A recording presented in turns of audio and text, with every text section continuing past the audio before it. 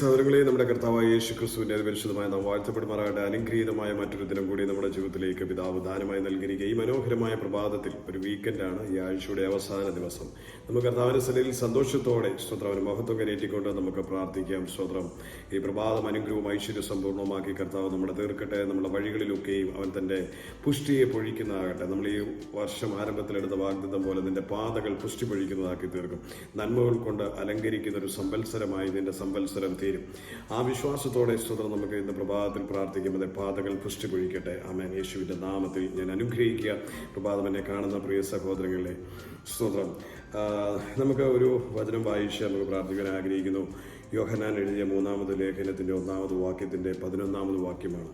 പ്രിയനെ, നന്മയല്ലാതെ തിന്മ അനുകരിക്കരുത്. നന്മ ചെയ്യുന്നവൻ ദൈവത്തിൽ നിന്നുള്ളവനാകുന്നു, തിന്മ ചെയ്യുന്നവൻ ദൈവത്തെ കണ്ടിട്ടില്ല. ഇത് ശരിക്കും യോഹന്നാൻ അപ്പോസ്തലൻ എഴുതിയ ഒരു ലേഖനമാണ്. സ്തോത്രം തൻ്റെ പ്രിയ സഹയാത്രികൻ ഗായോസിന് എഴുതുകയാണ്. സ്തോത്രം. താൻ മൂപ്പനായിരിക്കുകയാണ്, യോഹന്നാൻ മൂപ്പനായിരിക്കുകയാണ്. അപ്പോൾ സഭാധ്യക്ഷനായിരിക്കുന്ന ഗായോസിന് എഴുതുകയാണ്. ഗായോസിനെ പറ്റി തനിക്ക് നല്ല കോൺഫിഡൻസ് ഉണ്ട്. താൻ ഒരു നന്മ ചെയ്യുന്ന മനുഷ്യനാണ്, ക്രിസ്തുവിൽ ഭക്തനായ തികഞ്ഞൊരു മനുഷ്യനാണ്, തൻ്റെ മാതൃകളെ പിന്തുടരുന്ന ഒരു മനുഷ്യനാണ്. അതുകൊണ്ട് തനിക്ക് അദ്ദേഹത്തോട് വളരെ വാത്സല്യമാണ്. അതിൻ്റെ പ്രാരംഭത്തിൽ വിളിക്കുമ്പോൾ തന്നെ, പ്രിയനെ, നിന്റെ ആത്മാവ് ശുഭമായിരിക്കുന്നത് പോലെ സകലത്തിലും ശുഭമായും സുഖമായും ഇരിക്കണമെന്ന് ഞാൻ പ്രാർത്ഥിക്കുന്നു എന്ന് പറയുന്നത്. അപ്പോൾ പ്രിയനെ എന്ന് വിളിക്കുവാൻ തപ്പോഴും വളരെ പ്രിയപ്പെട്ട വ്യക്തിയാണ്. സ്തോത്രം. 12-ാമത്തെ വാക്യവും അങ്ങനെയാണ്. പ്രിയനെ, നന്മയല്ലാതെ തിന്മ അനുകരിക്കരുത്. ഗായോസിനോട് പറയാം, നന്മയല്ലാതെ തിന്മ അനുകരിക്കരുത്. സ്വതന്ത്രം ഇതിനെ കേൾക്കുന്ന പ്രിയമുള്ളവരോടും എനിക്ക് പറയാനുള്ളത്, നന്മയല്ലാതെ തിന്മ അനുകരിക്കരുത്. ഈ ലോകത്ത് ഒരുപാട് തിന്മകളെ ഫോളോ ചെയ്യുന്ന ഒരുപാട് പേരുണ്ട്. നമ്മൾ സോഷ്യൽ മീഡിയ കണ്ടാലറിയാം, തിന്മ ചെയ്യുന്ന സകലതിനെയും അനുകൂലിക്കുകയും അതിനെ പ്രോത്സാഹിപ്പിക്കുകയും അതിനനുകൂലമായി പോസ്റ്റുകൾ ഇടുകയും പ്രചരിപ്പിക്കുകയും ഒക്കെ ചെയ്യുന്നതാണ്. എന്നാൽ നന്മയ്ക്ക് അധികം വിശാലമില്ല. അതിന് തന്നെ ഒരു വ്യക്തമായ ഒരു ഉദാഹരണമാണല്ലോ. നമ്മുടെ ഇപ്പോൾ യൂട്യൂബിലൊക്കെയാണ് നമ്മുടെ ഈ മെസ്സേജൊക്കെ വരുന്നത്. ഈ യൂട്യൂബിലൊക്കെ കാണുന്ന അനേകം വൈറലാകുന്ന മെസ്സേജുകളിലേക്ക് നോക്കിക്കഴിഞ്ഞാൽ അതെല്ലാം മ്ലേച്ഛതയോ അല്ലെങ്കിൽ ഒരു റോങ് സന്ദേശമോ കൈമാറപ്പെടുന്നുണ്ട്. സമൂഹത്തിന് യാതൊരു വിധത്തിലും നന്മ ഉണ്ടാക്കുന്ന അല്ലാത്തതായ കാര്യങ്ങൾ വളരെ ഫാസ്റ്റായിട്ട് പ്രചരിക്കുകയും വലിയ വൈറലാകുകയും ചെയ്യും. എന്നാൽ സുവിശേഷവും ദൈവത്തെ പറ്റി പ്രസംഗിക്കുന്നതും നന്മയെ പറ്റി പറയുന്നതും ജീവിതത്തിൻ്റെ അന്തസത്തയെ പറ്റി വരച്ച് കാണിക്കുന്ന മനോഹരമായ ജീവസുറ്റ നല്ല സന്ദേശങ്ങളും ഒക്കെ ഇതിനകത്തൂടെ പോകുമ്പോൾ അതിലേക്കൊന്നും ആൾക്കാരധികം ശ്രദ്ധിക്കുകയും അല്ലെങ്കിൽ അങ്ങനെയുള്ള മെസ്സേജുകളൊക്കെ സ്തോത്രം വളരെ പരിമിതമായ ആൾക്കാരിൽ മാത്രം ഒതുങ്ങി നിൽക്കുകയും ചെയ്യുമ്പോൾ ബഹുഭൂരിപക്ഷം ആൾക്കാരും ഇതുപോലുള്ള തിന്മയുടെ സന്ദേശങ്ങളെ വളരെ അധികം സ്പ്രെഡ് ചെയ്യിപ്പിക്കുന്നത് നമുക്ക് കാണാൻ കഴിയും. ആരെപ്പറ്റിയെങ്കിലും മോശമായി പറഞ്ഞാൽ തന്നെ അത് വൈറലാകാറുണ്ട്. ഒരു പ്രസിദ്ധരായ ആൾക്കാരെ പറ്റി പറഞ്ഞാൽ വളരെ വേഗത്തിൽ വൈറലാകാനിടയായിത്തീരും. അങ്ങനെയൊക്കെ നമ്മൾ കാണുന്നുണ്ട്. സ്വതന്ത്രം. അപ്പോൾ തിന്മ, ഈ ലോകത്തിൻ്റെ പ്രത്യേകത, തിന്മ സ്വതന്ത്രം വളരെയധികം ഉയർത്തിക്കാട്ടുകയും പ്രചരിപ്പിക്കുകയും അത് ആസ്വദിക്കുകയും അത് ഇഷ്ടപ്പെടുകയും സ്വതന്ത്രമൊക്കെ ചെയ്യുന്ന വലിയൊരു വിഭാഗം നമ്മുടെ ചുറ്റുവട്ടങ്ങളിലുണ്ട്. അപ്പോൾ ഇവിടെ വളരെ പ്രസക്തമാണ് ഈ ഒരു വാക്കിന്. യോഹന്നാൻ അപ്പോസ്തലൻ തൻ്റെ ശിഷ്യനായിരിക്കുന്ന തൻ്റെ പ്രിയ സഭാമൂപ്പനായിരിക്കുന്ന ഗായോസിനോട് പറയുകയാണ്, പ്രിയനെ, നന്മയല്ലാതെ തിന്മ അനുകരിക്കരുത്. സ്തോത്രം. നമുക്കൊക്കെ ആണെങ്കിലും നമുക്കും അറിയാം, ഏതിലും മോശം കാര്യങ്ങൾ കണ്ടാൽ നിങ്ങൾ 100 പേർക്ക് ഷെയർ ചെയ്യുന്നവർ പലരും നമ്മുടെ ചുറ്റുവട്ടങ്ങളെ കാണും. ദൈവദാസന്മാരെ പറ്റി, സഭകളെ പറ്റി അല്ലെങ്കിൽ വ്യക്തികളെ പറ്റി മോശമായി പറഞ്ഞ് ഒരു നല്ല കമൻറ്റ് ആരും അതിനകത്ത് എഴുതുന്ന കാണാറില്ല. അവരെന്നാ ചെയ്യും? സ്വതന്ത്രം ഇതിനെപ്പറ്റി സ്വതന്ത്രം വളരെയധികം പ്രചരിപ്പിക്കാൻ 10 പേർക്ക് അയച്ചു കൊടുക്കാൻ വാട്സപ്പിലും ഇതിലൊക്കെ നമ്മൾ ചെയ്യുന്ന കാണാം. ഈ ആധുനിക കാലഘട്ടത്തിൻ്റെ പ്രത്യേകത പറഞ്ഞതേ ഉള്ളൂ. സ്വതന്ത്രം. എന്നാലും ഒരുപാട് മറ്റ് പല മേഖലകളിലേക്ക് നമുക്ക് നോക്കിയാൽ അറിയാം, തിന്മ അനുകരിക്കുന്ന ഒരുപാട് മദ്യപായിക്കുന്നത്, ഈ സുഹൃത്തുക്കളിൽ നല്ല സൽസ്വഭാവികളായ സുഹൃത്തുക്കൾ ചെയ്യുന്ന പ്രവൃത്തികൾ സ്റ്റുഡൻസിനിടയിലാണെങ്കിലും നോക്കാം. അവർ കാണിക്കുന്ന നല്ല പ്രവർത്തികൾ, പ്രാർത്ഥിക്കുന്ന ഭക്തരായ നല്ല സുഹൃത്തുക്കൾ സ്റ്റുഡൻസ് ഉണ്ടെങ്കിൽ അവരെ അവഗണിച്ചിട്ട് സ്വതന്ത്രം അല്ലെങ്കിൽ സിഗരറ്റ് വലിക്കാൻ അല്ലെങ്കിൽ മോശമായ കമൻറ്റുകൾ പറയാൻ, വൃത്തികേടുകൾ പറയുന്ന അല്ലെങ്കിൽ മോശം വഴികളിലേക്ക് എൻ്റർടൈൻ ചെയ്തു കൊണ്ടുപോകുന്ന ആൾക്കാരിലേക്ക്, സുഹൃത്തുക്കളിലേക്ക്, സ്കൂൾ തലങ്ങളിൽ തൊട്ട് കുഞ്ഞുങ്ങളിൽ പോലും നമുക്ക് ശ്രദ്ധിക്കണം. ബാഡ് വേർഡ്സ് ഉപയോഗിക്കുന്ന കുഞ്ഞുങ്ങൾക്ക് വലിയ ഫാൻസ് കാണാം. അങ്ങനെയൊക്കെ നമുക്ക് കാണാൻ കഴിയും. തിന്മയിലേക്കാണ് അവരുടെ എല്ലാം ഹൃദയങ്ങൾ പോകുന്നത്. അതായത് തിന്മ പ്രചരിപ്പിക്കുവാനായിട്ട് വലിയൊരു വെമ്പലാണ് മനുഷ്യ ഹൃദയത്തിൽ. അത് എന്തുകൊണ്ടാണെന്ന് ചോദിച്ചാൽ അവൻ ദൈവത്തെ അറിയാത്തതുകൊണ്ട്. അതിന് താഴത്തെ വാക്കിൽ അങ്ങനെ, നന്മ ചെയ്യുവാൻ ദൈവത്തിൽ നിന്നുള്ളവനാകും, നന്മ ചെയ്യുന്നവൻ ദൈവത്തിൽ നിന്നുള്ളവനാകും, തിന്മ ചെയ്യുന്നവൻ ദൈവത്തെ കണ്ടിട്ടില്ല. അപ്പോൾ ഇങ്ങനെ ഈ തിന്മകൾ ചെയ്യുന്ന ആൾക്കാർ, അത് പാസ്റ്റർമാരാണെങ്കിലും ദൈവമക്കളെന്ന് പറയുന്നവരാണെങ്കിലും ഫേസ്ബുക്കിലൊക്കെ നോക്കി കാണാം, ഒരുപാട് പാസ്റ്റർമാർ വരെ ഇങ്ങനെയുള്ള തിന്മകൾ പ്രചരിപ്പിക്കുന്ന കാണാൻ കഴിയുന്നതാണ്. സ്വത്രം അതുപോലെ തന്നെ പ്രിയപ്പെട്ട സഹോദരങ്ങൾ ഒരുപാട് പേര് സ്വത്രം ഇതുപോലുള്ള തിന്മകൾ, ന്യൂസുകൾ നമ്മുടെ ദൈവമക്കളെന്ന് പറയുന്നവർ പാസ്റ്റേഴ്സിനെ പറയുന്നതോ അല്ലെങ്കിൽ ദൈവമക്കളെ പറ്റി പറയുന്ന അല്ലെങ്കിൽ ഇഹലോകത്തിലുള്ള സാധാരണ സെലിബ്രിറ്റികളെ പറയുന്നതൊക്കെ വലിയ വെണ്ടയ്ക്ക ആശുപത്രി വരുന്ന എല്ലാവരുടെ പോസ്റ്റുകളിലേക്ക് വരുന്നത്. ഫേസ്ബുക്കിലോട്ട് നോക്കിയാൽ ഒരു പരിധി വരെ നമുക്ക് കാണാൻ കഴിയും. ദൈവമക്കളാണെങ്കിലും അല്ലാത്തവരാണെങ്കിലും അവരുടെ പോസ്റ്റുകളിലേക്ക് നോക്കി അവരുടെ സ്വഭാവത്തിന്റെ വൈകല്യം അറിയാൻ കഴിയും. കാരണം തിന്മയെ പറ്റിയാണ് അവർ കൂടുതലും അതിനകത്ത് പ്രസന്റ് ചെയ്യുന്നത്. നല്ല കാര്യങ്ങളെ ഉയർത്തിക്കാട്ടുന്ന ഒന്നും അവരതിനകത്തോട്ട് ഇടുന്നില്ല. സമരങ്ങളും കൊലപാതകങ്ങളും വെടിവെപ്പുകളും ഇങ്ങനെയുള്ള പ്രശ്നങ്ങളെയൊക്കെ അതിനകത്ത് ഹൈലൈറ്റ് ചെയ്ത് അവരുടെ പേജുകളിൽ പ്രചാരം കൊടുക്കുന്നുണ്ടെങ്കിൽ സ്വതന്ത്രം, അതിന്റെ അർത്ഥം തിരുവചനത്തിൽ ഇങ്ങനെയാണ് പറയുന്നത്. സ്വതന്ത്രം പ്രിയനെ, നന്മയല്ല തിന്മയൊന്നും അനുകരിക്കുക, നന്മ ചെയ്യുന്നവൻ ദൈവത്തിൽ നിന്നുള്ളവനാകുന്നു, തിന്മ ചെയ്യുന്നവനോ ദൈവത്തെ കണ്ടിട്ടില്ല. തിന്മയുടെ വാക്താക്കളായിരിക്കുന്ന ഒരു പറ്റം ആൾ ഒരു വലിയ സമൂഹത്തിന്റെ നടുവിലാണ് നാം ആയിരിക്കുന്നത്. അപ്പോൾ അതിനിടയിൽ വളരെ പ്രസക്തമാണ് ഈ ഒരു വചനത്തിന്റെ ഭാഗം. നന്മ ചെയ്യുന്നവൻ ദൈവത്തിൽ നിന്ന്, സ്തോത്രം, ദൈവത്തിൽ നിന്നുള്ളവനാണ്. സ്വതന്ത്രം, ദൈവത്തെ കൂടാതെ ആർക്കും നന്മ ചെയ്യുവാൻ കഴിയത്തില്ല. തിരുവചനം പറയുന്ന ഈ നന്മ എന്ന് പറയുന്നത് വരണമെങ്കിൽ തന്നെ സ്വതന്ത്രം നമ്മുടെ 1 യോഹന്നാൻ 2-ാം അധ്യായത്തിന്റെ 29-ാമത് വാക്യത്തിൽ അവൻ നീതിമാൻ എന്ന് നിങ്ങൾ ഗ്രഹിച്ചിരിക്കുന്നു എങ്കിൽ നീതി ചെയ്യുന്നവരൊക്കെയും അവനിൽ നിന്ന് ജനിച്ചിരിക്കുന്നു എന്ന് നിങ്ങൾ അറിയുന്നു എന്നാണ് പറയുന്നത്. അപ്പം നീതിയായ കാര്യങ്ങൾ പ്രചരിപ്പിക്കുക, ചെയ്യുക, അങ്ങനെയൊക്കെ ചെയ്യുന്ന പ്രിയപ്പെട്ടവരെ സ്വതന്ത്രം ദൈവത്തിൽ നിന്ന് ജനിച്ചവരാണെന്ന് പറയുന്നത്. അനീതിയെ പ്രോത്സാഹിപ്പിക്കുക, അനീതിയുടെ കാര്യങ്ങളെ പ്രചരിപ്പിക്കുക, ഇങ്ങനെയുള്ള കാര്യങ്ങളൊക്കെ ചെയ്യുമ്പോൾ ഒരു കാര്യം ഓർത്താൽ മതി, അത് ദൈവത്തിൽ നിന്നല്ല, അത് പൈശാചികതയുടെ ഒരു പോര് അവരുടെ ഉള്ളിൽ വ്യാപരിക്കുന്നുണ്ട്. അതുകൊണ്ടാണ് അവർക്ക് അങ്ങനെയുള്ള കാര്യങ്ങളോട് താല്പര്യമുണ്ടാകുന്നത്. സ്വതന്ത്രം ഇവിടെ വളരെ വ്യക്തമായി നമ്മളോട് പറഞ്ഞിരിക്കുകയാണ്. സ്വതന്ത്രം പ്രിയ ഗായസോട് പറയാം, നന്മയല്ലാതെ തിന്മ അനുകരിക്കരുത്. നമ്മുടെ സ്വതന്ത്രം, നമ്മുടെ ജീവിത ശൈലി എന്ന് പറയുന്നത് നന്മയായിരിക്കണം. തിന്മയുമായി യാതൊരുവിധ ബന്ധവുമില്ല. എന്ത് സാഹചര്യത്തിലായിരുന്നാലും എത്ര ദോഷം നിങ്ങൾക്ക് ചെയ്തവരായാലും അവർക്ക് നന്മ ചെയ്യാൻ നിങ്ങൾ പഠിക്കണം. നിങ്ങളെ എത്ര ഉപദ്രവിച്ചവരാണെങ്കിലും അവർക്ക് നിങ്ങൾ നന്മ തരണം. തിന്മയ്ക്ക് പകരം നന്മ ചെയ്തുകൊണ്ട് വേണം നിങ്ങൾ അതിനെ ജയിക്കുവാനായിട്ട്. വാക്കുകൾ കൊണ്ടാകട്ടെ, നോട്ടം കൊണ്ടാകട്ടെ, പ്രവൃത്തി കൊണ്ടാകട്ടെ, കൊടുക്കൽ വാങ്ങലുകൾ കൊണ്ടായിക്കോട്ടെ, സ്വതന്ത്രം നമ്മൾ തിന്മയെ ജയിക്കുന്നവരായി തീരണം, നന്മ പ്രവർത്തിക്കുന്നവരായി തീരണമെന്നാണ് ദൈവത്തിന്റെ ഹിതം. അതാണ് പൗലോസ് അപ്പോസ്തലൻ ഗായസിനെ ഓർപ്പിക്കുമ്പോൾ പ്രത്യേകം ഓർപ്പിക്കുന്നത്. 2-ാമത്തെ പാദത്തിൽ പറയുന്നത് തിന്മ ചെയ്യുന്നവൻ ദൈവത്തെ കണ്ടിട്ടില്ല എന്നാണ് അസന്നിഗ്ധമായി പറയുന്നത്. തിന്മ ചെയ്യുന്നവൻ ദൈവത്തെ കണ്ടിട്ടില്ല. സ്വതന്ത്രം അങ്ങനെയാണെങ്കിൽ ഇന്ന് പകലെന്നെ കേട്ടുകൊണ്ടിരിക്കുന്ന പ്രിയമുള്ളവരെ, നമ്മുടെ ചുറ്റുവട്ടങ്ങളിൽ തിന്മ ചെയ്യുന്ന സഹോദരങ്ങളെയൊക്കെ കാണുമ്പോൾ നമ്മൾ ഒരു കാര്യം ഓർത്തോണം, ദൈവത്തിൽ നിന്ന് പിറക്കാത്തത് കൊണ്ടാണ്. വിശ്വാസി എന്നൊക്കെ ആയിരിക്കും പേര്, പക്ഷെ അവർ ദൈവത്തിൽ നിന്ന് പിറക്കാത്തതുകൊണ്ടാണ്. നിങ്ങൾക്കെതിരെ ദോഷം സംസാരിക്കുമ്പോൾ അല്ലെങ്കിൽ നിങ്ങൾക്കെതിരെ ഇല്ലാ കഥകൾ പറയുമ്പോൾ, നിങ്ങളെ അപമാനിക്കാൻ ശ്രമിക്കുമ്പോൾ, നിങ്ങളെ ചെറുതാക്കി കാണിക്കുവാൻ ആഗ്രഹിക്കും, നിങ്ങളെ അംഗീകരിക്കുന്നില്ല, പക്ഷെങ്കിൽ അവരിൽ വ്യാപരിക്കുന്ന തിന്മയുടെ കൂടാരമായതുകൊണ്ടാണ്. അവൻ ദൈവത്തിൽ നിന്ന് ജനിച്ചവനല്ല എന്ന് പറയാം. വിശ്വാസി എന്ന പേരും പാസ്റ്റർ എന്ന പേരും കാണും, ചിലപ്പോൾ ഇവാഞ്ചലിസ്റ്റ് എന്ന പേര് കാണും, എല്ലാ നിലയിലും ഒക്കെ കാണുവാനും ദൈവിക വേഷം കെട്ടിയ ചെന്നായിക്കൂട്ടമാണത്. സ്വതന്ത്രം തിന്മ ചെയ്യുന്ന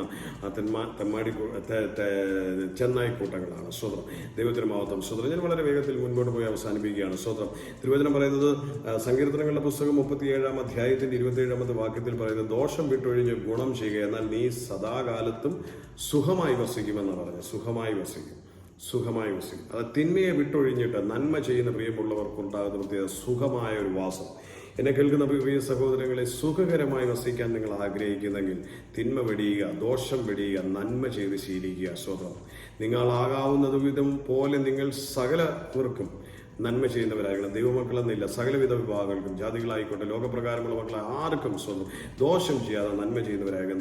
നന്മ ചെയ്തിട്ട് നിങ്ങൾക്ക് എന്ത് കഷ്ടം സഹിക്കേണ്ട വന്നാലും അതിന് ദൈവം മറുപടികളെ നൽകും. ദൈവം അതിന് നിങ്ങൾക്ക് തുണയായിരിക്കും. സ്വതം അതിൽ നിങ്ങൾ ഭാരപ്പെടുകയേ വേണ്ട. സ്വതം നന്മ ചെയ്യുന്നവനെല്ലാം ദൈവത്തിൽ നിന്ന് പറഞ്ഞു, അല്ലാത്തവൻ ദൈവത്തെ കണ്ടിട്ട് പോലും ഇല്ല എന്ന തിരുവചനം പറയാം. ദൈവത്തെ പറ്റി അവൻ അറിയുന്നില്ല, ദൈവവുമായി അവന് യാതൊരു ബന്ധവുമില്ല. അവൻ ശരിക്കും പറഞ്ഞാൽ, തിരുവചന അടിസ്ഥാനത്തിൽ പറഞ്ഞാൽ, അവൻ പിശാചിന്റെ സന്തതിയാണ്. സ്വതം ഏതെല്ലാം പേരിട്ടാലും, ഏതെല്ലാം വെള്ളവസ്ത്രം ധരിച്ചാലും, ഏതെല്ലാം രൂപകൂട്ടിനകത്ത് അവൻ കയറിയിരുന്നാലും തിന്മ ചെയ്യുന്നവൻ. സ്വതന്ത്രം നമ്മൾ പലരെയും തിന്മ ചെയ്യുന്നവരെ വലിയ സെലിബ്രിറ്റികളായി വാഴ്ത്താറുണ്ട്. സിനിമ ചെയ്യുന്നവരെ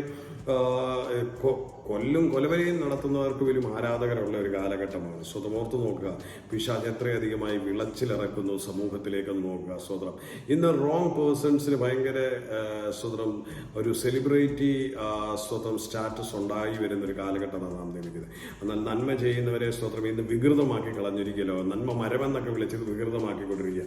അത് ജഡപ്രകാരം ചെയ്യുന്നവര് സ്വതം, എന്നാൽ ആത്മാവിൽ ക്രിസ്തുവിൽ ജീവിക്കുന്ന, ക്രിസ്തുവിന്റെ മനോഭാവമുള്ള നന്മ ചെയ്യുന്നവരുണ്ട്. ദൈവത്തിൽ നിന്ന് ജനിക്കപ്പെട്ടവര്, ദൈവത്തിന്റെ സന്തതിയായിരിക്കുന്നവർ, അവരെ ഓർത്ത് ഞാൻ ദൈവത്തിന് സ്തോത്രം ചെയ്യണം.